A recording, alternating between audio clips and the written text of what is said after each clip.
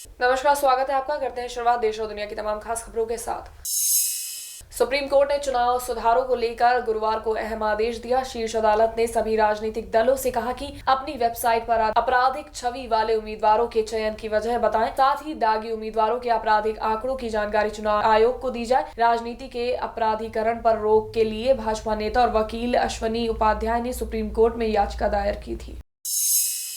देश के पहले प्रधानमंत्री जवाहरलाल नेहरू और सरदार पटेल के बीच के रिश्ते को लेकर एक बार फिर विवाद शुरू हो गया है। विदेश मंत्री एस जयशंकर ने नारायणी बसु द्वारा लिखी गई वीपी मेनन की जीवनी के विमोचन के बाद एक कई ट्वीट किए। उन्होंने अपने ट्वीट में लिखा कि वीपी मेनन की जीवनी में उन्होंने जाना कि 1947 में जवाहरलाल नेहरू सरदार पटेल को अपने कैबिनेट में जगह नहीं देना चाहते थे। साथ ही उन्होंने अपने ट्वीट में लिखा, नारायणी बसु की ओर से लिखी गई वीपी मेनन की जीवनी में पटेल के मेनन और नेहरू के मेनन में काफी विरोधाभास देखने को मिला। बहुत ही लंबे समय के बाद एक ऐतिहासिक पुरुष के साथ न्याय हुआ है।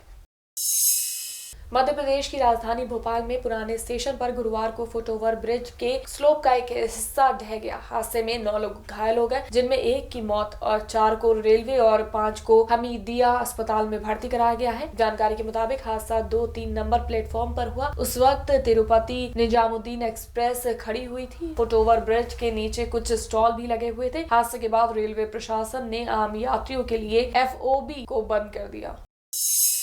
पश्चिम बंगाल के भाजपा अध्यक्ष दिलीप घोष ने आरोप लगाया है कि जंगल महल इलाके में तृणमूल का जनाधार खिसक रहा है, इसलिए वो पूर्व नक्सली की नियुक्ति करके इसे पाने की कोशिश कर रही है। छत्रधर महातो नक्सली समर्थित people's committee against police atrocities के पूर्व नेता है। वो आदिवासी बहुल जंगल महल इलाके में लालगढ़ आंदोलन के दौरान सुर्खियों में छाए हुए थे। घोष ने जलपाईगुड़ी में CAA के समर्थन में रैली को संबोधित करते हुए कहा कि ऐसा लगता है कि ममता बनर्जी राज्य भर में भाजपा के बढ़ते जनाधार से डरने लगी है।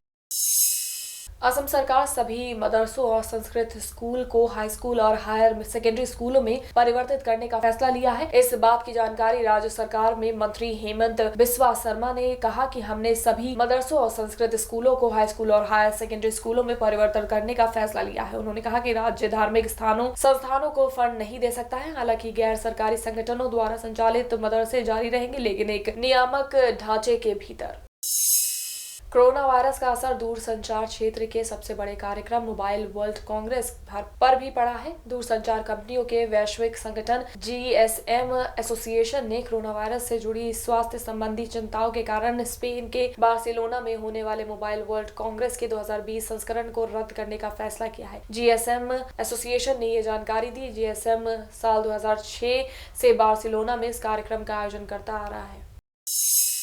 अमेरिका की फर्स्ट लेडी मेलानिया ट्रंप ने कहा कि वो और उनके पति डोनाल्ड ट्रंप इस महीने होने वाली भारतीय यात्रा करने को लेकर बेहद उत्साहित। उन्होंने भारत आने का निमंत्रण देने के लिए प्रधानमंत्री नरेंद्र मोदी का धन्यवाद भी किया। ट्रंप ने कहा कि भारत यात्रा को लेकर बेहद उत्साहित हूं और बेहतर संबंधों की उम्मीद के साथ वहां जा रहा हूं। इस पर मोदी ने ट्वीट कर कहा कि ट्रंप का ये दौरा बहुत खास है और भारत अपने सम्मानित अतिथियों का विशेष स्वागत करेगा।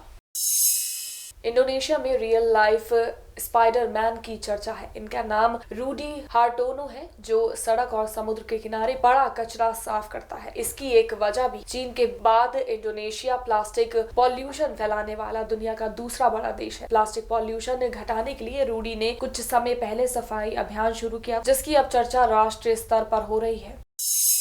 चीन में कोरोना वायरस का कहर जारी है। इस जानलेवा बीमारी की वजह से होने वाली मौतों का आंकड़ा लगातार बढ़ता जा रहा है। चीन में अब तक कोरोना वायरस की वजह से 1300 से ज्यादा लोगों की मौत हो चुकी है। सिर्फ बुधवार को ही चीन में 242 लोगों की मौत हो गई।